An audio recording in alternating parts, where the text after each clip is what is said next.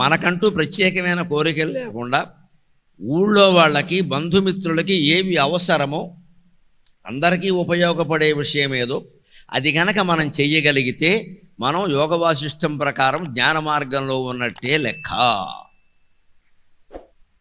అప్పుడు కూడా పూర్తిగా మనశ్శాంతి లభిస్తుందని చెప్పలేం. ఒకంత అసంతృప్తి ఉంటుంది. అది చెబుతున్నాడు ఇప్పుడు. త్యక్త భోగాది కలనం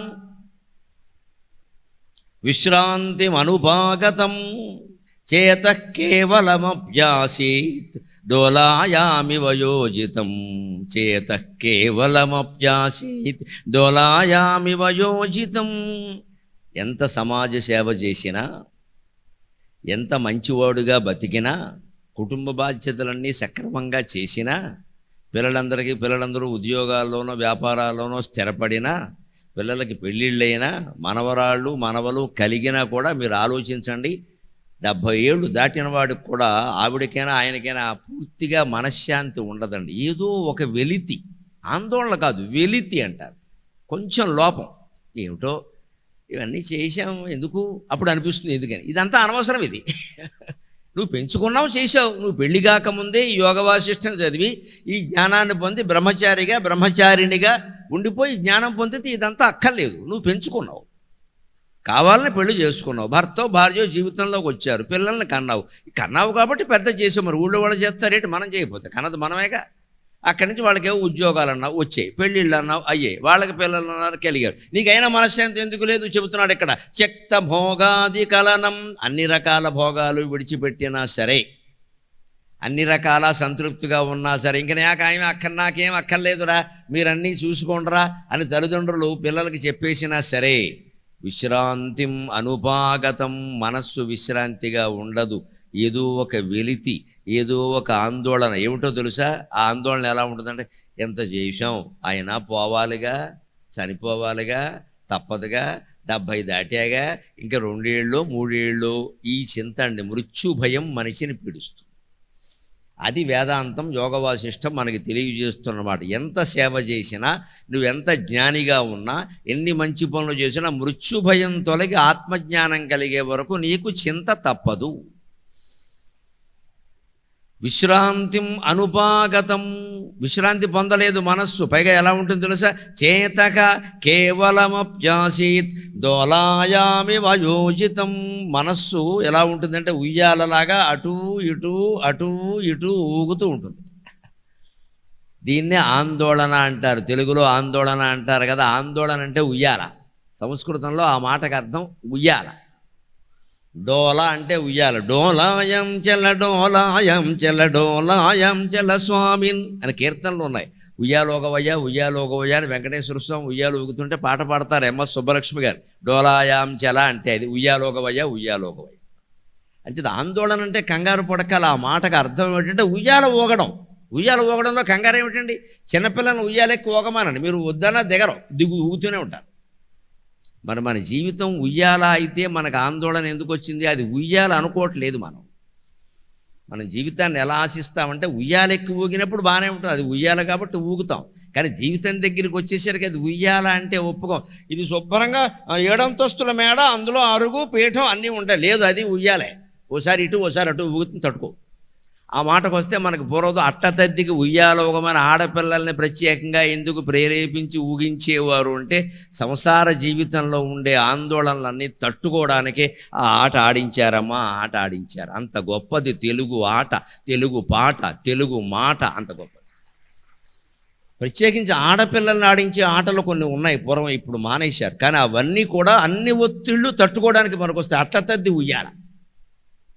ఎంత వేగంగా ఊపుతారో పట్టుకుని. ఎక్కడ చెట్టు ఉయ్యాలంటే విపరీతమైన వేగం. వెనకాల ఒక అమ్మాయి అండి ఊపేస్తూ ఉంటుంది, కళ్ళు తిరిగిపోతూ ఉంటాయి. రేపు జీవితం అలాగే ఊగిపోతుందమ్మా. సంసార జీవితంలోకి వచ్చాక ఆ మొగుడు ఎవడొస్తాడో, రాముడు వస్తాడో రావణాసురుడు వస్తాడో ఎవడికి తెలుసు. ఇక్కడ వాడు మంచివాడే కావచ్చు, పిల్లలు ఎలాంటి వాళ్ళు పుడతారో. అందుకని వాళ్ళకి అలవాటు చేసేవారు. దీనికి తట్టుకోవాలి. జీవితం అంటే ఉయ్యాల. ఒక క్షణమందు ఊయల మరొక్క క్షణమున రోగి శయ్య. జీవితం అలాగే ఉంటుంది. ఆ అవగాహన ముందే ఉంటే తట్టుకుంటాం. ఒక క్షణమందు ఊయల మరొక్క క్షణమున రోగి శయ్య వేరొక క్షణమందు వెన్నెల మరొక్కట ఘూకపు కేక వేరొక క్షణమందు వెన్నెల మరొక్కట ఘూకపు కేక ఇంతయున్ మరొక్కట ఘూకపు కేక దేనికిన్ వికలుడుగాక నీ చరణ పీఠిని నిల్చునెవండు. అమ్మా నారాయణీదేవి, దేనికిన్ వికలుడుగాక నీ చరణ పీఠిని నిల్చునెవండు. వానికిన్ నికరము నిత్య సౌఖ్యము నికరము నిత్య సౌఖ్యము జనింపదు దుఃఖము లోకపావని. ఇష్టదైవం కావ్యంలో అమ్మవారి మీద రాసిన పద్యం ఇది. జీవితం అంటే ఒక క్షణంలో ఉయ్యాల, ఏదో అలా ఊగినట్టుగా ఉంటుంది. మరొక్క క్షణమున రోగి చెయ్య, పొరపాటున ఉయ్యాల మించి కింద పడితే కాళ్ళు విరుగుతాయి. డాక్టర్ గారు కాలు తీసి పైకి కట్టేసి 3 నెలల బెడ్ రెస్ట్ అయిపోయింది రోగి చెయ్య. ఎవడొకమన్నాడో. ఊగడం తప్పు కాదు, భయపెట్టద్దు, జాగ్రత్తగా ఊగాలి. ఊగడం తప్పు కాదు. కాలు విరుగుతుంది కదా అని ఊగడం మానేస్తామా? చెయ్యి తెగుతుంది కదా అని కత్తితో కూరగాయలు కోయడం మానేస్తామా? చీరంటుకుపోతుందేమో అని గ్యాస్ పై వాడడం మానేస్తామా? పిచ్చి అంటారు దాన్ని. అలా ఉంటే అలాగా ఉయ్యాలు ఊగాలి, కానీ పడకుండా చూసుకోవాలి. జీవితంలాగే గడుస్తుంది, దాన్ని ఆస్వాదించాలి, అనుభవించాలి. ప్రమాదాలు జరగకుండా చూసుకోవాలి. జరిగినా మన వల్ల జరగద్దు, ఎవడి వల్ల జరిగితే చూద్దాం ఏం చేయాలి. మనం చేయొద్దు, మనం తెచ్చిపెట్టుకోవద్దు. కష్టాలు తెచ్చిపెట్టుకోవడం ఎందుకండి? మనం మన బుద్ధి కారణంగా తెచ్చిపెట్టుకుంటాం. ఇవాళ అప్పు లేని వాళ్ళు ఏంటండి? ఈ మధ్య పత్రికల్లో చూశారు మీరు, ఆంధ్రప్రదేశ్లో 61% అప్పుల్లో ఉన్నారండి మొత్తం. అందున నమశివాయ మహిళలే ఎక్కువ. అమ్మో, స్త్రీ జాతికి నమస్కారం. పేపర్లో వచ్చింది, విలేకరులు కూడా ఇక్కడే ఉన్నారు, అడగండి. ఈనాడు పత్రికలు వచ్చిందమ్మా. 61%, అందులో మహిళలే ఎక్కువ. పైగా గ్రామీణ మహిళలకు అప్పు చేసే పని ఏంటి అసలు? బాగా పెరిగిపోయే దురాశలన్నీ ఇక్కడ. తోడుకోడలతోనో ఎవరితోనో పోల్చుకోవడం, వాళ్ళ ఇంట్లో ఉన్నామని మన ఇంట్లో ఉండాలి. నొక్కాయి ఫోన్, నొక్కాయి అమెజాన్ సర్వీస్ వచ్చాయి మొత్తం అన్నీ. మరి ఏమవుతుంది అప్పులు కాకపోతే? 60% మంది అప్పుల. ప్రభుత్వాన్ని అనుకోవడం ఎందుకంటే ప్రైవేట్ రుణాలు, ప్రభుత్వ రుణాలు కాదు. సరే, వాళ్ళ పాటలు వాళ్ళు పడుతున్నారు. వ్యక్తులు అప్పుల్లో ఉన్నవాళ్ళు 61% మందా? మనకి ఈ రాష్ట్రం ఏంటి అసలు? ఇక్కడ పైగా ప్రపంచంలో, దేశంలో మనదే మొదటి ర్యాంక్. ఆంధ్రప్రదేశ్ కదా ఆకారం అప్పుల్లో. ఎందుకు వచ్చిందండి ఇదంతా? మన కోరికలు. ఉయ్యాల్లాంటి జీవితాన్ని మనం ఏం చేసాం? ప్రమాదకరం చేసుకున్నాం. ఒక రోగి చెయ్య వేరొక క్షణమందు వెన్నెల. ఒక్కోసారి జీవితం రేపు కార్తీక పూర్ణిమ వస్తుంది, మరి 4-5 రోజుల్లో ఎంత ఆనందంగా ఉంటుంది. అంత వెన్నెట్లు వికరించినంత ఆనందంగా ఉంటుంది. హాయిగా ఏదైనా పెళ్ళికో పేరెంటానికో వెడుతుంటే అక్కడ అందరూ పలకరిస్తూ ఉంటే, ఇవి చీర ఎంత బాగుంది, మీ నగలు ఎంత బాగున్నాయని ఆడవాళ్ళని, ఈ మగవాళ్ళు రాగానే ఉద్యోగం బాగా మంచి ప్యాకేజీ బాగుందట కదా, ఈ మధ్య పెంచారట కదా అని మగవాడిని పలకరిస్తూ ఉంటే ఎంత ఆనందంగా ఉంటుందో. వెన్నెల్లాగే ఉంటుంది. మరి తర్వాత ఇంటికి వచ్చేసరికి మరొక్కట ఘోకపు కేక. ఆ ఉద్యోగం పోయిందని వారికి తెలిసిందనుకోండి, ఈవిడ మెళ్ళ నగల టాకెట్లు పెట్టాల్సి వచ్చింది అనుకోండి, అప్పుడు గొడ్లగోబు అరుపులా ఉంటుంది జీవితం, వెన్నెల్లా ఉండదు. ఘోకపు కేక. నిజమే, ఆయనకి ప్యాకేజీ బాగానే ఉంది, 40 lakhs ప్యాకేజ్. ఆ ఉద్యోగం పోయింది. ఇప్పుడు సాఫ్ట్వేర్ ఉద్యోగాలు అంతే, ఇవాళ ఉంటారే పోతాయి. సాఫ్ట్వేర్ ఉద్యోగులకి అర్థమైనంత వేదాంతం మొత్తం శంకరాచార్యకి కూడా అర్థం కాదండి. అంత గొప్పవాడు సాఫ్ట్వేర్ వారు. అందరికీ నమస్కారం. ఎందుకంటే ప్రతి క్షణమో కత్తి మెడ మీద వేలాడుతూనే ఉంటుంది. తీసేస్తాం తీసేయి కూసారు. నువ్వు బాగా పనిచేసావా, జీతం పెంచాలి కాబట్టి తీసేస్తాం. పని చేయలేదు కాబట్టి తీసేస్తాం. మొత్తం మీద తీసేస్తాం. పైగా టీమ్ లీడర్ అంటారు, వాడిని తీసేసే లీడర్. టీమ్ లీడర్ అంటే తీసేసే లీడర్. ఎంతమందిని తీసేస్తే నీకు అంత జీతం పెంచుతాం. మరి తీసేయడం కోసమే కంపెనీలు పడుతుంటే ఇంకా ఉద్యోగానికి శాశ్వతత్వం ఎక్కడా? ఉద్యోగానికి స్థిరత్వం లేకపోతే జీవితానికి స్థిరత్వం ఎక్కడా? ఈ ఘోకపు కేక నుంచి, ఈ వెన్నెల నుంచి, వెన్నెల ఘోకపు కేక సమానంగా తీసుకునేలాగా ఎప్పుడూ వెన్నెల్లాగే మన జీవితం ఉండాలంటే, ఎప్పుడూ ఉయ్యాలలాగే మన జీవితం ఆనందం కలిగించాలంటే అమ్మవారు నారాయణీదేవి యొక్క స్మరణ ఒక్కటే మనని కాపాడుతుందమ్మా. అదే కాపాడు. నిరంతరం మనస్సులో శ్రీమాత్రే నమః శ్రీమాత్రే నమః శ్రీమాత్రే నమః అని ఉయ్యాల ఊగితే నీతో పాటు అమ్మవారు ఊగుతుంది. నువ్వు పడతావు కానీ అమ్మవారు పడతగా, నువ్వు పడకుండా చూసుకుంటావు. తల్లి ఉయ్యాలు ఊగిందనుకోండి, తల్లి ఒళ్ళో పిల్ల ఉందనుకోండి, పిల్లని పండిస్తుందా? అమ్మవారి ఒళ్ళో మనం ఉంటే అంతేనమ్మా, మన బడనివ్వదు ఆవిడ. ఆవిడైనా కింద పడుతుంది కానీ మన బడనివ్వదు. ఆవిడ పడితే ఆవిడకి ఏం కాదు. ఆదిశక్తి రమేయాత్మ పరమా భావనాకృతికి అనేక కోటి బ్రహ్మాండ జనని దివ్య విగ్రహ. ఆవిడికి పతనం ఏమిటి అర్థం లేకుండా?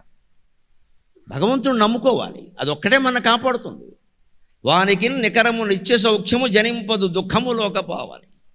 అందుకని ఎంత మనం సేవ చేసినా, ఎంత మంచి వాళ్ళమైనా, ఎంత జ్ఞానులమైనా అంతిమంగా ఆత్మజ్ఞానం కిందకు పొందకపోతే, మనస్సు భగవంతుడిలో లయం కాకపోతే సంతృప్తి ఉండదు. ఏదో ఒక వెలితి ఉంటుంది. త్యక్త భోగాది కలనం విశ్రాంతి అనుపాగతం. భోగాల గురించిన ఆలోచన ఏం లేదు, మనమే వదిలేసాం. 70 ఏళ్ళు దాటింది, అన్నీ అనుభవించాం, ఇంకేం అనుభవిస్తాం? అన్ని రకాలు తిన్నాం, ఇంకేం తింటాం? అన్ని రకాల బట్టలు కట్టుకున్నాం, ఇంకేం కట్టుకుంటాం? అన్ని ఆభరణాలు పెట్టుకున్నాం, ఇంకేం పెట్టుకుంటాం అని సహజంగానే సంతృప్తితో మనమే ఉన్నాం. కృత్రిమ వైరాగ్యం కాదు, నిజంగానే వైరాగ్యం. అయినా కానీ జీవితం ఎలా ఉంటుందంటే అసంతృప్తి ఏమిటో తెలుసా? ఇన్ని చేసినా పోవాలి కదా, ఇన్ని చేసినా పోవాలి కదా, అదే మృత్యు భయం. ఆ మృత్యువు నీ శరీరానికే తప్ప నీకు కాదు, నువ్వంటే ఆత్మ తప్ప శరీరం కాదు అనే ఒక్క జ్ఞానం మనం పొందే వరకు ఈ భయం, ఈ వెలితి వెంటాడుతూనే ఉంటుంది. అదే పొందాలని చెబుతున్నాడు ఇక్కడ. విశ్రాంతి అనుపాగతం చేత కేవలమప్యాసి దోలాయామి వయోజితం. అయినా సరే మనస్సు ఎలా ఉందంటే దోలాయామి వయోజితం. ఉయ్యాలలో ఊగుతున్నదాళ్ళ అది పూర్తిగా శాంతిని పొందలేదు, అలాగని అజ్ఞానంలోనూ లేదు. ఉయ్యాలంటే అర్థం అది పూర్తిగా శాంతిని పొందలేదు. నువ్వు జ్ఞానివైతే, జ్ఞానం పొందితే శాంతంగా ఉండాలి. జ్ఞాని అనడానికి లక్షణం ఏమిటో తెలుసా? ఎప్పుడు చిరునవ్వుతో ఉంటారు, ఆడవాళ్ళైనా మగవాళ్ళైనా. ప్రతిదాన్ని తేలిగ్గా తీసుకుంటారు. మనం పెద్ద సముద్రవంత సమస్యని వాళ్ళ దగ్గరికి తీసుకెడితే, ఇదేముందిరా చిన్న పిల్లకాలువా, దీనికేముందమ్మా అంత కంగారు పడిపోతున్నావు అని చాలా తేలిగ్గా ఉపాయం చెప్తారు వాళ్ళు. వాడు జ్ఞాని. దేనికి కంగారు పడరు. వాడికి పెళ్ళి ఎంతో, శ్మశానము అంతే. పెళ్ళికి పిలిచారు కదా అని పొంగిపోరు ఇక్కడ. శ్మశానానికి వెళ్ళి బంధువుల శవాన్ని మోయవలసి వస్తే కృంగిపోరు ఇక్కడ. పోలేరా, ఇంతవరకు మన కుటుంబంలో పుట్టాడు, మన కులంలో పుట్టాడు, మన బంధువు, మన మిత్రుడు, ఆయన శవాన్ని మనం మోయకపోతే ఎవరు మోస్తాం? చివరి క్షణాలు మళ్ళీ దొరుకుతాయా, చివరి చూపు అంటారు అని అందరికంటే ముందు తానే వెళ్ళి నేను మోస్తానండి అంటాడు. కన్యాదానం చేసినప్పుడు ఎంత ఆనందంగా ఉంటాడో, ఈ శవం మోసేటప్పుడు కూడా అంతే ఆనందంగా ఉంటాడు. శుభాశుభాలు రెండూ సమానంగా తీసుకోవడమే జ్ఞానం. శుభమే జరగాలని కోరుకోవడం అజ్ఞానం, అవివేకం. జరగదు, లోకంలో అన్నీ జరుగుతాయి. ఇవాళ పెళ్లి చేసి రేపొద్దున శవం మోసిన వాళ్ళు కూడా ఉన్నారమ్మా. పరిస్థితులు అలాగే ఉంటాయి, ఏం చేస్తాం? తట్టుకోవాలి. ఎలా అయితే తట్టుకోగలుగుతాం? జీవితం డెవలప్ గుయ్యాల్లో ఊగుతున్నట్టుగా అయిపోయింది తప్పితే ఈయనకి పూర్తి జ్ఞానం పొందలేదు. జ్ఞానం వల్ల పొందవలసిన ధ్యాన సమాధి స్థితి ఉంది, అది పొందలేదు. అది పొందకపోతే ఏమీ ఉండవండి, అనుమానం లేదా. దాన్ని పొందాలి. ఎందుకు పొందాలంటే ఏం చేయాలో తెలుసా? మనం రోజు కాస్త ఆలోచించుకోవాలి. ఏమిటి బతుకు, ఎందుకు ఉండదో చెబుతున్నాడు. ఆ విరక్తి ఎందుకు వస్తుంది, సంతృప్తి ఎందుకు కలగదు అంటే, పొద్దున్న అదే లేవడం, తిన్నావా, పడుకున్నావా, తెల్లారిందా అని చెబుతారే. పునర్దినైక కలనా శర్వరీ సంస్థితి పునస్తాన్యేవ కర్మాణి లజ్జాయైన చతుష్టయే తమేవ భుక్త విరసం వ్యాపారౌఘం పునః దివసే దివసే కుర్వన్ ప్రాజ్ఞ కస్మాన్న లజ్జతే. ప్రతిరోజు మనం చేస్తున్న పనులు ఆలోచించండి. పునర్దినైక కలనా, మళ్ళీ పగలవుతోంది, పొద్దున్న అవుతోంది, లేస్తున్నాం. ఏదో దేవుడికి దండం పెట్టుకున్నాం, లేదా దెయ్యాలు ఏవో మనసులో తలుచుకున్నాం, మొత్తం మీద ఏదో రకంగా నిద్ర లేచాం. ఇంత బ్రష్ వేపల్లో పెట్టి మొహం కడుక్కున్నాం, బయటకు వచ్చాం, కాఫీ తాగాం, మళ్ళీ ఏదో టిఫిన్ అన్నాం, పలహారం చేసాం, కాఫీ దగ్గర కూర్చున్నాం, కళ్ళబొల్లి కబుర్లన్నీ చెప్పుకున్నాం. ఈలో ఫోన్ తీయాలిగా, అదొకటి వచ్చిందిగా మన ప్రాణానికి సంధ్యావందనం కంటే ఎక్కువ. అందుకని కాఫీ ఎప్పుడు వెంటనే ఎవరైనా మెసేజ్ పెట్టారేమో, వాట్సాప్, ఫేస్బుక్, ఇన్స్టాగ్రామ్, ఏవో నాకు ఇంకా పేర్లు కూడా గుర్తులేవు, అవన్నీ మొత్తం మొదలెట్టాం. ఇలా మొత్తం 1 గంట గడిచిపోయింది. అయ్యి బాబాయ్ ఆఫీస్ టైం అయిపోయింది. ఈ దరిద్ర ఫోన్ చూడకుండా ఉంటే ఈ కంగారు ఉండేది కాదు. అందుకని ముందు జీవితం సుఖంగా ఉండాలి, విసుగు రాకుండా ఉండాలి, ఆనందంగా ఉండాలి అంటే పొద్దున్న 9 వరకు ఫోన్ ఆన్ చేయకూడదు. అలాంటి వాళ్ళు ఎవరైనా ఉంటే వారికి నమస్కారం. నాకు నేనే నమస్కారం చేసుకుంటాను, నేను ఆన్ చేయను. తిరుగు లేదు మనకి. 9 లోపు దేవేంద్రుడు కూడా ఫోన్ చేయడానికి వీల్లేదు. నాకు మొత్తం పొద్దున్న లేచి స్నానపానాలు అయిపోయి, సంధ్యావందనం అయిపోయి, అనుష్ఠానం అయిపోయి 8:30కి నేను ఆవిడ కాఫీ ఇస్తే ఓ చుక్క తాగుతానంతే. అంతవరకు ఫోన్ కూడా ఆన్ చేయాలి. తర్వాత 9కి ఏదో మన ప్రాణానికి 4 ఇడ్లీలు వారేస్తారు, తింటాం, అప్పుడే ఫోను. అది కూడా ఏమి పబ్లిక్తో నేను మాట్లాడాను. పబ్లిక్తో మాట్లాడేది సాయంత్రం 4 నుంచి 5. 3 లోకాల్లో ఎవడు ఫోన్ చేసినా 4 నుంచి 5 చేయాల్సింది. 23 గంటలు నా ఫోన్ దొరకదు. నమశివాయ, నన్ను మన్నింతురుగాక. పైగా మళ్ళీ ఉన్నదేమన్నా పెద్ద ఫోనా, చాలా చిన్న ఫోను, డొక్కు ఫోన్, అందులో ఆన్ ఆఫ్ తప్ప ఏమీ ఉండవు. స్మార్ట్ ఫోన్ నేను వాడను అసలు. ఎప్పటికీ ఆశ్చర్యపోతున్నారు, ఇదే నా ఫోన్. 20 ఏళ్ళుగా ఇదే ఫోన్. ఈ కంపెనీ ఇదే మరీ డొక్కు పైపోయి మచ్చలు పడిపోతే మారుస్తాం అంతే. ఇదే ఫోన్ 2200 ఇది. 2200. ఇప్పుడు ఇవి దొరక్క ఇబ్బంది పడుతున్నాం. బేసిక్ ఫోన్ లేవు సార్ అంటున్నారు. పోనీ సిక్ ఫోన్ ఉంటే ఏమని చెప్పాను, నేనేం చేయను ఇక్కడ. ఇప్పుడు బేసిక్ ఫోన్ లేనందుకని స్మార్ట్ ఫోన్ కొన్నామనుకో, రోజు పొద్దున్నే ఎవడో వాట్సాప్ మాట్లాడతాడు నాకు ఇక్కడ. ఏదన్నా దైవ ప్రార్థన. అసలు పొద్దున్న లేచి స్నానం చేసి దేవుడి దగ్గర దీపం పెట్టుకుని ఓ స్తోత్రమో ఓ పారాయణో చేసుకునే వరకు ఏం చేయకూడదు, వేరే పనులు చేయకూడదు. ఈ కాఫీ తాగద్దని చెప్పారు, ఇంక వేరే పనులు చేస్తారేంటి? దేవుడికి ఆ మాత్రం ప్రాధాన్యం ఇవ్వలేం మనం. లేకపోతే జ్ఞానం ఎక్కడి నుంచి వస్తుందండి? ఆందోళనలు ఎలా తొలగిపోతాయి? అందుకే విశ్రాంతి లేదు. కాబట్టి మన జీవితం మీద మనకే విసుగు రావాలి. ఎప్పుడు వస్తుంది? పునర్దినైక కలన. ఇదే ఉదయం, సూర్యోదయం. ఎన్ని వేల ఉదయాలైనాయి. 60 ఏళ్ళు ఒక మనిషి బతికాడు అంటే 60 × 365. ఎన్ని వేల సూర్యోదయాలు చూశారండి. విసుగు రావట్లేదా? శర్వరి సంస్థితి పునః. శర్వరి అంటే రాత్రి. ఎన్ని రాత్రులు గడిచాయి, ఎన్నిసార్లు భోజనాలు చేసి నిద్రపోయాం, ఎన్ని రకాల భోగాలు అనుభవించాం, నిద్ర పట్టక ఎన్ని రాత్రులు ఏడిచాం. ఇంకెంతకాలం ఈ జీవితం? పునస్తాన్యేవ కర్మాణి. అదే పగలు, అదే రాత్రి, అదే భోజనం, అదే నిద్ర, అదే ఇల్లు, అదే మంచం. సిగ్గులేదా అంటున్నాడు యోగ వశిష్ఠకర్త. వశిష్ఠుడు, సిగ్గులేదా? ఆలోచించవయ్యా, నిన్ను వదిలేమని చెప్పట్లేదు. నువ్వు ఇల్లు మార్చు, ఇల్లాలను మార్చని నేను చెప్పట్లా. అసలు ఇవి ఎందుకు? ఇవన్నీ ఎందుకు? ఈ జీవితం ఎందుకు వచ్చింది? ఎక్కడి నుంచి వచ్చింది? ఎవరి నుంచి వచ్చింది? కస్త్వం జాతః కుత ఆయాతః. ఎవరి నుంచి మనం పుట్టాం, ఎక్కడి నుంచి వచ్చాం? ఈ ఆలోచన రావద్దా? ఇలా తింటూ కూర్చోవడమేనా? ఇంకా అన్నీ తిన్నాను కానీ పెసరపప్పు పచ్చడిలో ఇంగు వేస్తే బాగుంటుంది. అది తినలేదు, విషం వేసుకో, గొడవ వదిలిపోతుంది. ఇంగు ఎందుకు? విషం వేసుకుంటే ఇంకేది తినక్కల. ఇక ఇంగు వేసిన పచ్చడి ఇప్పుడు మళ్ళీ ప్రత్యేకంగా తినాలి ఇక్కడ. దానికోసం కలగంటూ ఉంటాయి. ఈ తర్వాత ఇంగు కంపెనీలో గుమస్తా కింద పుడతాడు. చచ్చేటప్పుడు కూడా ఇంగువ అంటే ఇంగు కంపెనీలో ఇంగు పట్లాలు అమ్ముకునే గుమస్తా కింద పుడతాడు. కనీసం యజమానికే కాదు, గుమస్తా కింద పుడతాడు. ఎందుకే అధవ కర్మ? వదిలేరాదా ఇంగు కంపు? 70 ఏళ్ళ వాడు కూడా ఇదే మాట. ఇంకా నాకు అదేదో ఏం తింటావు ఇక్కడ? ఇంతకాలం జనాన్ని తిన్నావు, బుర్ర తిన్నావు, చాలు, ప్రశాంతంగా ఉండడు. అదే చెబుతున్నాడు. అదే పగలు, అదే రాత్రి. పునస్తాన్యేవ కర్మాణి. మళ్ళీ అవే పనులు చేస్తున్నావు. అదే మొహం మళ్ళీ కడుగుతావు. ఎన్ని పేస్టులు అయిపోయాయి, ఎన్ని బ్రష్లు అయిపోయాయి. ఈ నాలుగు కోసం ఎన్ని ప్లాస్టిక్ బద్దలు అయిపోయాయి. ప్రపంచం నిండా ఎన్ని కోట్ల ప్లాస్టిక్ బద్దలు మన కోసం ఎడుతున్నాయి అక్కడ పక్కన పడి. ఎన్నిసార్లు గీకావి నాలిక. ఈ నాలిక ఏమైనా పాచిపోయిందా? ఓ మంచి మాట వచ్చిందా? బుద్ధి జ్ఞానం ఏమైనా ఉందా? అసలు ఇది రేవెట్టడం అంటే ఇలాగే ఉంటుంది. వశిష్ఠుడు ఇలాగే రేవెడతాడు. వేదాంతం అంటే ఇలాగే ఉంటుంది. లజ్జాయై నచతుష్టయే. ఇవన్నీ సంతుష్టి కలిగించడానికి కాదు మిత్రమా ఈ పనులు. సిగ్గుపడాల్సిన విషయం ఇది. ఎన్నేళ్ళు బతుకుతాం ఇంకా? ఎన్ని పగళ్ళు, ఎన్ని రాత్రులు, ఎన్నిసార్లు మళ్ళీ చేసిన పనులే చేస్తూ ఉంటాం. తమేవ భుక్త విరసం వ్యాపారౌఘం పునఃపునః. తమేవ భుక్త విరసం వ్యాపారౌఘం పునఃపునః. దివసే కుర్వన్ ప్రాజ్ఞః కస్మాన్న లజ్జతే. తమేవ భుక్త విరసం వ్యాపారౌఘం. చేసి నష్టమో లాభమో పొందిన పనులే మళ్ళీ చేస్తూ ఉంటారు ఇక్కడ. ఓ కొడుకో కూతురో ఉంటారు, వాడు మాట వినడు. ఏదో వాడు గొడవలు వాడుకున్నాయి. వాడికి ఉపదేశాలు చేసి ఈ తల్లిదండ్రుల జీవితాలు అయిపోతాయి ఇక్కడ. ఇంకా వాడికి కౌన్సిలింగ్ అన్నాం, అదన్నాం, ఇదన్నాం. ఎందుకు వచ్చిన గొడవ? వాడికి 25 ఏళ్ళు దాటే వదిలిపారా యధవసంతా. అంత ప్రమాదకరంగా ఉంటే ఇంట్లోంచి గంటే బయటికి. తాగుబోతుగాళ్ళని, డ్రగ్స్ ఎడిక్ట్ అయిపోయిన వాళ్ళని ఇంట్లో పెట్టుకుని ఏడుస్తున్నామంటే మనం చిత్తశుద్ధిగా ఆలోచిద్దాం.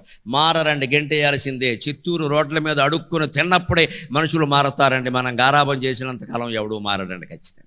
2 రోజులు రోడ్డు మీద అడుక్కు తినాలి. కాఫీ హోటల్లో కప్పులు గడుక్కోవాలి. అప్పుడు డ్రగ్సే సేవిస్తాడో, మద్యమే సేవిస్తాడో, గర్ల్ ఫ్రెండ్కి మెసేజే పంపుతాడో వాడు పంపుతాడండి. మన మమకారాలు ఛేదించుకోవాలి.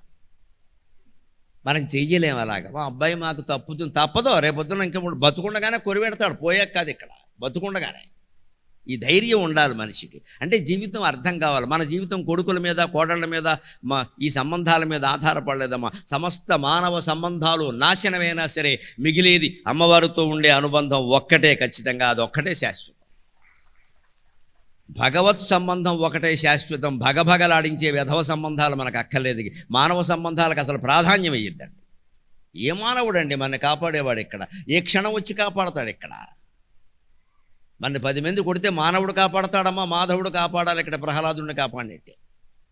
ఆ భగవంతుడిని నమ్ముకోగలగాలి, ఆ స్మరణ చెయ్యాలి నిరంతరం. లేకపోతే ఎంతకాలం విద్యుత్తమేవ భుక్త విరసం వ్యాపారౌఘం పునఃపునగ దివసే దివసే కుర్వన్. మళ్ళీ మళ్ళీ ప్రతిరోజు అవే చేస్తున్నావే, సిగ్గు లేదా, జ్ఞానం లేదా, సిగ్గు రావడం లేదా? లజ్జాయై నచతుష్ట దవసే దువసే కుర్వన్ ప్రాజ్ఞ కస్మాన్న లజ్జతే. ప్రాజ్ఞుడైన వాడు సిగ్గుపడతాడు కదా ఈ పనులు చేయడానికి అంటున్నాడు.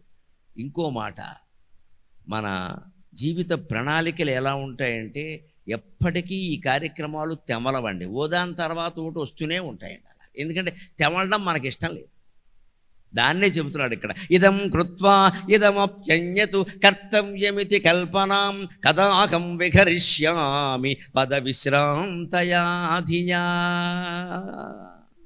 అభివృద్ధి అభివృద్ధి అభివృద్ధి. మనం పనిచేయకపోతే మరి డెవలప్మెంట్ ఎలాగండి? ఎంత అండి పనిచేయడం? 60 ఏళ్ళు దాటే ప్రభుత్వ ఉద్యోగం అయిపోయింది, ప్రైవేట్ ఉద్యోగం కూడా అయిపోయింది, రిటైర్ అయ్యామని చెప్పారు. రిటైర్ అయ్యి ఉద్యోగం చేస్తున్నామంటే తప్పనిసరి ఆర్థికమైన అవసరం ఉంటే తప్ప చెయ్యకూడదండి. నచ్చినా నచ్చకపోయినా ఇదే మాట, మానయ్యాలి, ఇంట్లోనే కూర్చోవాలి.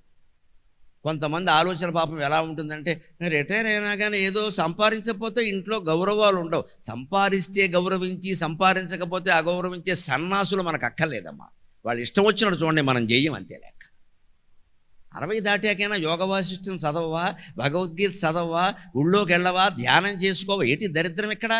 మళ్ళీ ప్రభుత్వ కళాశాల మానేసి ప్రైవేట్ కాలేజీలో మానేసి పనిచేసా, గవర్నమెంట్ డాక్టర్గా మానేసి ప్రైవేట్ డాక్టర్గా మళ్ళీ మొదలెట్టా.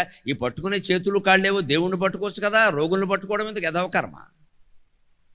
పైగా కొంతమంది ఆలోచన ఏంటంటే, అంటే మనం మానేస్తేనండి అది ఏది ఆగిపోదమ్మా. రాముడు చనిపోతే రామాయణం ఆగిపోలేదు, ప్రపంచం ఆగిపోలా. కృష్ణుడు చనిపోతే ప్రపంచం ఆగిపోలా. మహానాయకులు చనిపోతే ప్రపంచం ఆగిపోలేదండి. ఇదంతా మన అహంకారం. మనం ఆపేస్తే ఏదో అయిపోతుంది, ఏమీ అవ్వదు, ఆపేయచ్చు. ప్రతి దానికి వారసుడు ఉంటాడు ఖచ్చితంగా. మన కొడుకే వారసుడు కావాలని నేను లేదు, ఎవడో ఉంటాడు, చేసుకుంటాడు, మనకెందుకు ఆ గొడవ? 60 కాదు 70 దాటినా మానట్లేదు ఈ సంపాదించే ఉద్యోగాలు. పైగా ఇప్పుడు ఇంట్లో కూర్చొని సంపాదించడానికి దిక్కుమాలిన యూట్యూబ్ ఒకటి వచ్చింది ఇక్కడ. ప్రతివాడు గొట్టంగాడే. ట్యూబ్ అంటే గొట్టం కదా, అందుకని ప్రతివాడు గొట్టంగాడే. ఓ గొట్టం వేసుకు తయారవుతాడు ప్రతి చోట. ఎవడన్నా సెలబ్రిటీ దొరికితే వాడు తుమ్మినా దగ్గినా దాన్ని రీల్ చేసి పెట్టేస్తాడు. గరికిపాటు వారికి తుమ్మడం బాగా అలవాటు అని పెట్టేస్తాడు. నన్ను నమ్మేసుకుని వాడు డబ్బులు సంపాదించుకుంటాడు అక్కడ. ఇది ఈ గొట్టంగాడు తయారయ్యారు బాగా ఇక్కడ. కూర్చొని సంపాదించడం అండి, నీకేం కష్టపడక్కర్ల. దరిద్ర బుద్ధి కాదు ఇది. వంకాయలు పండించావా, టమోటాలు పండించావా, ఏం చేసావా నువ్వు గొట్టాలు రికార్డు చేసి అమ్ముకుంటావా సమాచారాన్ని? పెద్దవాళ్ళ బతుకులు నాశనం చేస్తున్నారండి ఇవాళ. బయటికి వెళ్ళాలంటే భయంగా ఉందమ్మా. ప్రతిదీ రికార్డింగ్. ఎక్కడో దారిలో వస్తూ హైవేలో కాఫీ తాగడానికి ఆగామనుకోండి, ఏ మద్రాస్ ఫిల్టర్ కాఫీ ఉంటే సరదాగా మనకి ఇష్టం కదా, ఆగామనుకోండి, అక్కడ ఏదో ఎవరైనా ఏదైనా అడిగితే మాట్లాడుతున్నాం, ఈ లోపు ఒకడు వెనకాల నుంచి రికార్డు చేసేస్తున్నాడు, వీడేమో కడుపు కాల. చచ్చిపోతాం మనం ఇక్కడ. అక్కడ ఏదో మాట్లాడతాం తెలియక, అది పెట్టేస్తాడు ఇక్కడ. అదిగో ఆయన ఎలా అన్నారు కాఫీ సెంటర్లో. అంటే కాఫీ సెంటర్లో కూడా మాకు స్వేచ్ఛ లేదా? బయటికి వెళ్ళాలంటే భయంగా ఉందండి. సొంత కోరికలన్నీ చంపుకోవలసి వస్తుంది. ఎందుకు మాకేం పెద్ద కోరికలు ఏం లేవు ఇక్కడ. ఏదో కాస్త కాఫీ తాగుతాం, అది తప్పే కూడా పడిపోవడం వెంటనే ఇక్కడ. దాని గురించి మీ అభిప్రాయం, దీని గురించి ఎందుకు గురించి నా అభిప్రాయం ఎందుకు చెప్పాలి నేను? ఏదైనా అక్కడ మిత్రుడో ఎవరో ఉండి ఏదైనా మాట్లాడామనుకోండి, వెంటనే రికార్డింగ్. దీన్ని తీసుకెళ్ళి ఎక్కడ పెడతాడో తెలీదు. ఈ దరిద్రపు సంపాదన మానుకోవాలని ఆత్మవిశ్వాసం లేని వెధవలు చేసే పని ఇది. నువ్వు నేల మీద కష్టపడి, దేశంలో రైతు విత్తనాలు విత్తి 6 నెలలు నానా యాతన పడి పండినా పండకపోయినా భగవంతుడు దయాను కూర్చుంటాడు. ఆ రైతుల నుంచి నేర్చుకోవాలి ఈ యూట్యూబ్లు పెట్టే గొట్టంగాళ్ళు అందరూ ఇక్కడ. ఎంత కష్టపడుతున్నారు వాళ్ళు. ఏమైనా ఫలితం ఆశించారా? వస్తే వచ్చింది అనుకున్నారా? లేకపోతే ఖర్చులన్నీ వాయిదా వేశారు. భగవంతుడు దయలేదమ్మా, తిరుపతి వెళ్ళొచ్చాను కూడా మొన్న అంటాడు పాపం. అంత అమాయకంగా భూదేవి నుంచి ఏదైనా కాస్త కష్టపడి పనిచేసి చెమటోడ్చి 4 రూపాయలు సంపాదించుకుందామని చూసిన మనం ఇంట్లోకి వచ్చిన వాడి మీద వీడి మీద దుష్ప్రచారం చేసి సంపాదిస్తున్నామంటే మనం మనుషులమా, పశువులమా? అసలు నీకు సంబంధించిన జ్ఞానం నీకు ఏమాత్రం అందులో నువ్వు పెట్టుబడి పెట్టలేదు. ఇక్కడ నువ్వు ఎలా రికార్డు చేస్తావు దాన్ని? నీకేం హక్కు ఉంది? బోళ్ళు కష్టపడి ఇక్కడ కార్యకర్తలు లక్షలు ఖర్చు పెట్టి తీసుకొస్తున్నారండి. ఊరికే ఎవరు రారు, ఊరికే అవ్వమ్మా. నాకు ఇచ్చేదానికంటే వారు పెట్టే ఖర్చు చాలా ఎక్కువ ఉంటుందండి. ఈ హాల్ ఊరికే వస్తుందా? వ్యవహారాలు ఊరికే నడుస్తాయా? ఎన్ని ఖర్చులు పెట్టాలి? ఇంత ఖర్చు పెట్టినవాడు చేసుకుంటే వేరే విషయం, అది కాదండి. ప్రతివాడు రికార్డు చేసేవాడే. ప్రతి చోట మేము ఇక్కడ ముందు కెమెరాలు తీయించాల్సి వస్తుంది, ఎందుకంటే అందరూ వచ్చేస్తారు ఇక్కడికి. ఎక్కడి నుంచి వచ్చే హక్కు? నువ్వు కూర్చొని చెప్పు, 4 మాటలు తెలుస్తుంది. నాలాగే కూర్చుని 10 శ్లోకాలు కంఠస్థం చేసి చూస్తాను నేను. ఇది ఆలోచించాలి, కష్టపడి సంపాదించాలి, ఎవడి మీదో పడి తినకూడదు ఇక్కడ. అలా జీవితం గురించి ఆలోచించాలి ఖచ్చితంగా. తమేవ భుక్తవి రసం, అలా చేసిన పనులే ఎంతకాలం చేస్తాం? వ్యాపారౌఘం పునఃపునః. అందుకే మన జీవిత ప్రణాళిక ఎలా ఉంటుందంటే, ఎలా ఆలోచిస్తామంటే, మనం ఇదం కృత్వా ఇదమప్యన్యతు కర్తవ్యమితి కల్పనాం కదాహం విహరిష్యామి పదవిశ్రాంతయా ధియా. ఎన్ని పనులు చేస్తే మనస్సుకి శాంతి కలుగుతుంది, శరీరానికి కాదు. ఎన్ని ఉద్యోగాలు చేస్తే, ఎంత సంపాదిస్తే, ఇంట్లో కూర్చుని బయటికి వెళ్ళి కష్టపడి ఎంత సంపాదిస్తే జీవితానికి తెవలడం అనేది ఉంది. జీవితాన్ని మనం తెముల్చుకోవాలండి, అది తెవలదండి. మనం తెముల్చుకోవడం అంటే తెలుసా, వ్యవసాయదారులకి బాగా అర్థమవుతుంది. తెమల్చడం అంటారు తెలుగులో మాట. ఆలస్యం చేస్తుంటే ఎవరన్నా తెముల్చుకో అంటారు. తెమల్చడం అన్నమాట వ్యవసాయం నుంచి వచ్చిందండి. అది టెక్నికల్ వర్డ్, పారిభాషిక పదం. ధాన్యం కుప్ప నూర్చి ధాన్యాన్ని రాశిగా పోస్తారు. రాశిగా పోసాక మబ్బేసింది అనుకోండి, వాన వస్తోంది, తెమల్చండి అంటారు. అంటే తెమల్చడం అంటే కింద ఉన్న రాశిని పైకి గెంటడం. ఇలాగా అది చేతులతో పైకి గెంటుతారు. పెద్ద రాశి, ధాన్యపు రాశి ఉంది కదా, దాని కింద నుంచి ఇలా పైకి గెంటి సన్నగా చేస్తారు, దాన్ని చేసి గడ్డి కప్పేస్తారు, వాన కురిసినా తడవకుండా. అది తెమల్చడం. అది వ్యవసాయ సంబంధమైన పదం. అలా జీవితాన్ని సంక్షిప్తం చేసి మనం తెముల్చుకోవాలండి, అది తెమలదండి ఎప్పుడు కూడా. జీవితాన్ని ఇంక పనులు తగ్గిద్దాం, ఇంకా మాటలు తగ్గిద్దాం, ఇంకా ఆలోచనలు తగ్గిద్దాం, ఇంకా సంపాదన తగ్గిద్దాం, ఇంకెవరు పలకరించలేదని మనం అనుకోవద్దు. మనం కూడా ఎవరిని పలకరించదు, ఆపేద్దాం, వీలైనంత తగ్గించేద్దాం. బంధువుల ఇంటికి ఎవరిని పిలిచినా మనం వెళ్ళగలిగితే వెళ్దాం, లేదు ఉనికి వెళ్ళలేదని అనుకోవద్దు. అందరూ వెళ్ళారు, మన ఇంట్లో వదిలేశారు, మంచిదే, శుభ్రంగా భగవన్నామస్మరణ చేసుకోవచ్చు. ఈ ధోరణికి రావాలి. అలా సంక్షేపంగా ఉంటేనే మనం ఆనందంగా ఉండగలుగుతాం. విస్తృతి, వ్యాప్తి అనేవి వ్యాధి లక్షణాలు. విస్తృతి చేయడం వ్యాపారాలు, వ్యాప్తి చేయడం వ్యాధి లక్షణం.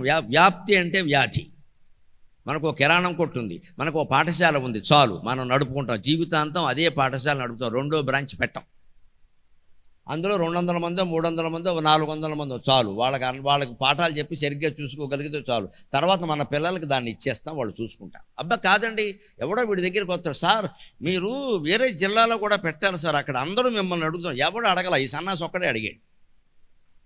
వీడే డబ్బా కొట్టుకుంటాడు ఇక్కడ, అందరూ ఎవడు అడగలేదు ఇక్కడ, ఎవరు అడగలేదు.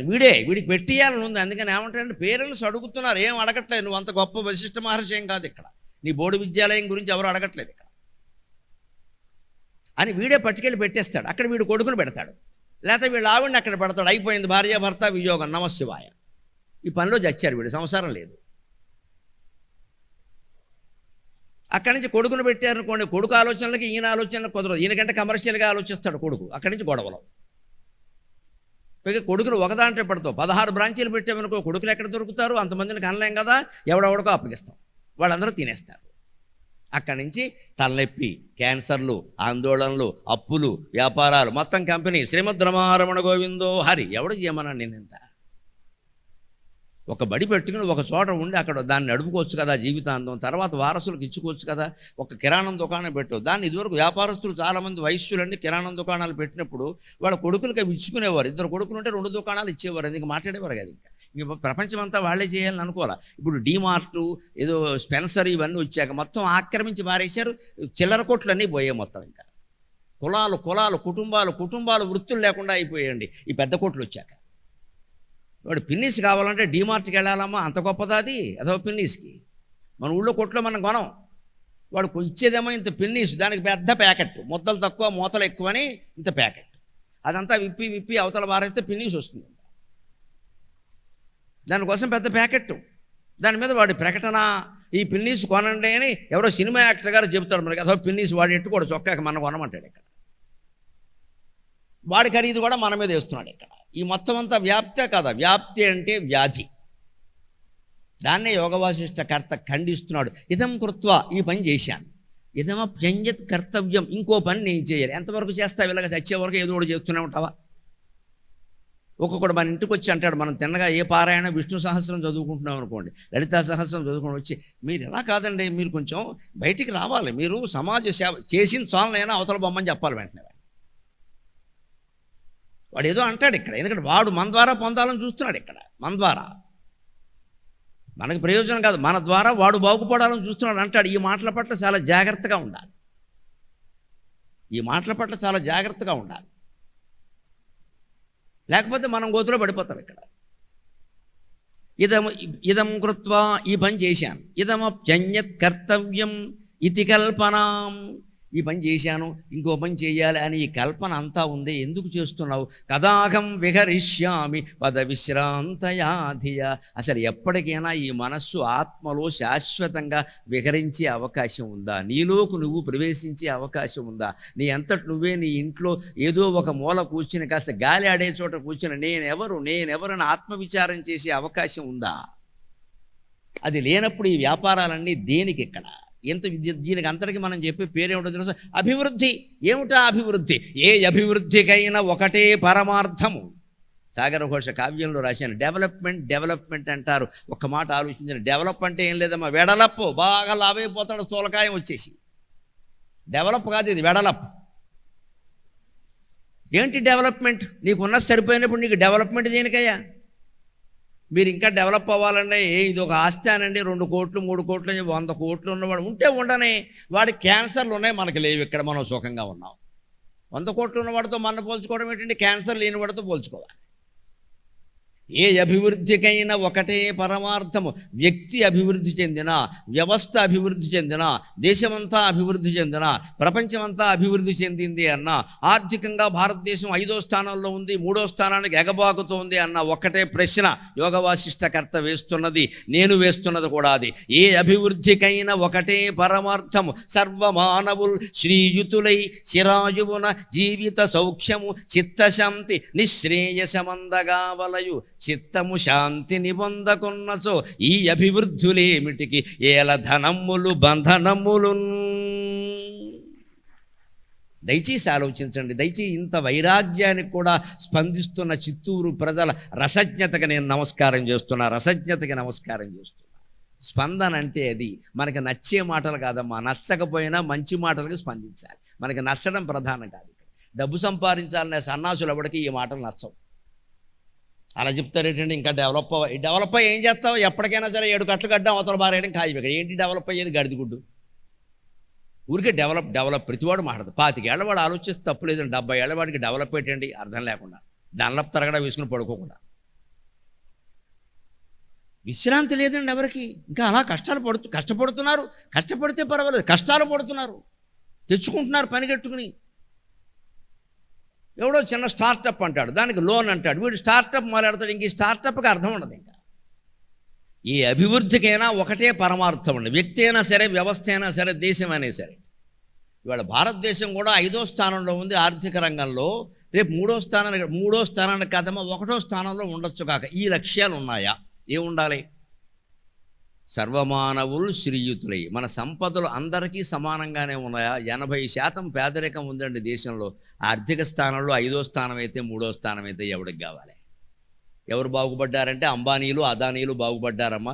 అంబలు తాగేవాడు అలాగే ఉన్నాడు, అధ్వానం తినేవాడు అలాగే ఉన్నాడు.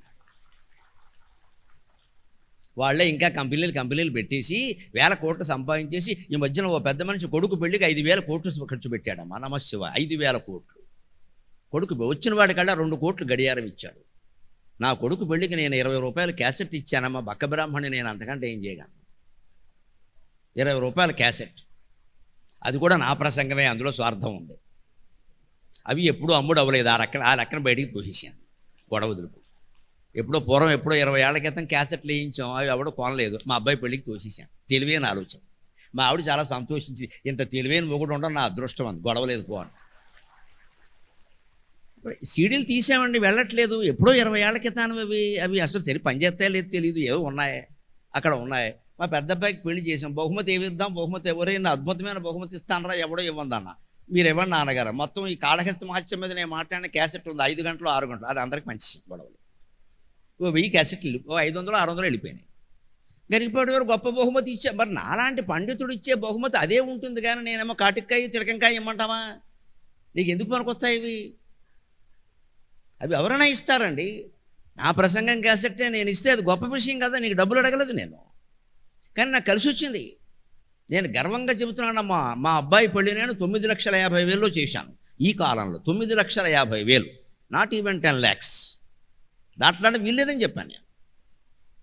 కన్యాదానానికి పెట్టేదే భోజనం, మళ్ళీ హైదరాబాద్ వచ్చాక రిసెప్షన్ ఉండదని చెప్పాను నేను. అదే అక్కడ భోజనం పెట్టట్లేదా? ఆయన నేను కలిసే పెడుతున్నాం, చెరసకం భరించాం మా బియ్యంకుడు నేను, గొడవ వదిలిపోయి. మళ్ళీ హైదరాబాద్ వచ్చి రిసెప్షన్ అన్నా మనకు 30 లక్షలు అవుతుంది, ఎవడు పెడతాడు ఇక్కడ? అక్కడి నుంచి నేను కార్యకర్తలను గోకాలి ఇంకా, మరి నా డబ్బు అదే కదా, అంతా తీసి కొడుకు పెట్టాలి. నేను చేయలా. వాళ్ళిద్దరికీ మా కొడుకు కోళ్ళకు ఒకటే చెప్పాను, నేను ఆదర్శంగా ఉండడం కోసం చెప్తున్నా. డబ్బులుంటే మీకు కావలసినవి కొనుక్కోండి, ఇంట్లో సామాన్లు కొనుక్కోండి, ఈ అనవసరంగా ఖర్చు పెట్టకండి. మీరు సంసారం పెట్టాక బోళ్ళు అవసరాలు వస్తాయి, కొనుక్కోండి హాయిగా. ఓ కారు కొనుక్కోండి, ఓ ఇల్లు కొనుక్కోండి, అన్నీ ఇస్తాను. ఈ దరిద్రం ఈ ఖర్చు వద్దు ఇక్కడ. 10 lakhs పెంచడానికి వీల్లేదు. నేను ఇంకా చెబుతున్నాను, 9,50,000 దేంతో? మా భార్యాభర్త భీమవరం వెళ్ళడానికైనా రైలు ఛార్జీలు కలిపి 9,50,000. అవి కూడా లెక్కరాశాను. మా ఇద్దరం, మా పిల్లలు, ఇంకా మా బంధువులు భీమవరం రైల్లో ఫస్ట్ ఏసీలో వెళ్ళడానికైనా ఖర్చులు సహా కలిపి 9,50,000, వేరే ఏం లేవు. అంత జాగ్రత్తగా దాని నుంచి బయటపడ్డా రూపాయి అప్పు చేయాల. ఇద్దరు కొడుకులు చెరో కారు కొనుక్కుని సుఖంగా ఉన్నారు. నాకు కారు లేదమ్మా, నా వ్యాపారానికి కారు పనికిరాదు. నేను కారు పంపాను అనుకో, కళ్యాణ్ గారు ఆయన కారు పంపరు, మీ కారు వేసుకొచ్చేయండి. పెట్రోల్ ఎవడొస్తాడో? నా లక్ష్యం నాకుంది ఇక్కడ. జీవితం గడపడానికి లౌక్యం ఉండాలి, తెలివితేటలు ఉండాలి, మనసులో భగవద్ధ్యానం ఉండాలి. ఈ ఆర్భాటాలు అవసరం లేదండి, ఇవన్నీ మనం పెంచుకుంటున్నాం. ఇవన్నీ కూడా ఇది చేసాం, ఇంకేదో చెయ్యాలి, అదే చెబుతున్నాడు ఇక్కడ. రేవెడుతున్నాడు వశిష్ఠుడు రామచంద్రుడు పేరు మీద. రామచంద్రుడు కాదమ్మా ఈ బోధ మనకే.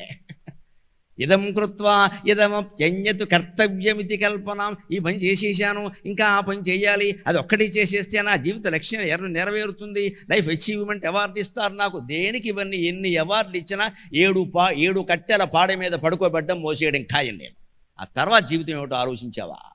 అప్పుడు ఎవడన్నా కూడా వస్తాడా? ఈ అవార్డులన్నీ కూడా వస్తాయి, ఈ చెక్కముక్కలన్నీ. ఎవడు ఏడవడానికి కూడా మనిషి ఉండడు అక్కడ. నువ్వు ఆత్మజ్ఞానం పొందినప్పుడు, నేనెవరో అనేది తెలియనప్పుడు, మృత్యువు శరీరానికి తప్పితే ఆత్మకి లేదనే విషయం నీకు తెలియనప్పుడు ఎన్ని సాధించినా దండకే. అందుకే కర్త వశిష్ఠుడు ఏమంటున్నాడు? కదాహం విహరిష్యామి పద విశ్రాంతయాధియ. ఇంక ఈ అభివృద్ధి అనే మాట లేకుండా, ఈ ధనాల్లో బంధనాల్లో నేను చిక్కుకోకుండా ప్రశాంతంగా ఎప్పుడు ఉండగలను అంటున్నాడు. మొత్తం అభివృద్ధి అంతటికీ మూలం ఏమిటండి? ఏం సాధిస్తాం మనం చివరికి? సర్వమానవులు శ్రీయుతులై, అందరూ డబ్బు ఉన్న, కాస్త వాళ్ళకి అవసరాలు తీరే డబ్బు ఉండాలి. అంతేకాదు జీవిత సౌఖ్యం, జీవితం సుఖంగా గడవాలి. డబ్బు ఉన్నంతలో గడవదండి, ఆరోగ్యం బాగుండాలిగా. ఎంత డబ్బున్నా ఆరోగ్యం బాగోకపోతే చెడిపోయినట్టే. మరి ఆరోగ్యము బాగుండాలి. అంతేకాదు డబ్బు ఉంది, ఆరోగ్యం ఉంది, రకరకాల మానసిక సమస్యలు ఉన్నాయి, మనశ్శాంతి లేదు, ఇక మొత్తం జీవితం పోయినట్టే లెక్క. చిత్తశాంతి అంతేకాదండి, జీవిత సౌఖ్యము చిత్తశాంతి సరిపోవండి, ఆరోగ్యం కూడా సరిపోదండి. నిశ్రేయసమందగా వలయు. శ్రేయస్సు అంటే భౌతికమైన అభివృద్ధి, నిశ్రేయసం అంటే జ్ఞానాభివృద్ధి, మోక్షం పొందాలి అంతిమంగా, జ్ఞానం పొందాలి అంతిమంగా. చిత్తము శాంతిని పొందకున్నచో, మనస్సు గనక శాంతి లేకపోతే, తిన్న 2 గంటల్లో అన్నం అరక్కపోతే, పడుకున్న 2 నిమిషాల్లో సుఖంగా నిద్ర పట్టకపోతే, ఏల ధనమ్ములు బంధనమ్ములు. ఇన్ని ధనాలుండి, ఇన్ని బంధనాలుండి ఉపయోగం ఏదన్నా ఉందా? అది మనం ఆలోచన చేయాలి ఖచ్చితంగా.